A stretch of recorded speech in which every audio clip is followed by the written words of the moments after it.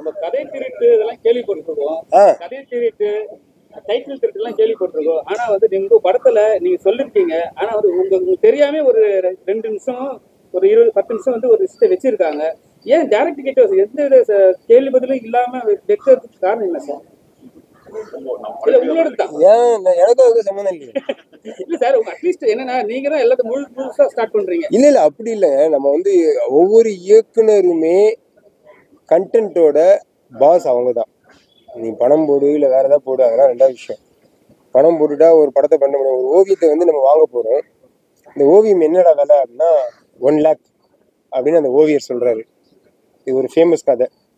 அப்போ வாங்க போன வந்து என்னையா ஒரு 50 கிராம் ரெட் கலரு, ஒரு 10 கிராம் ப்ளூ கலர் அடிச்சு வச்சிருக்க, ஒரு 2 ப்ரஷ் வாங்கியிருப்பேன், அதிகபட்சம் ஒரு 1000 ரூபா ஆயிருக்கும்.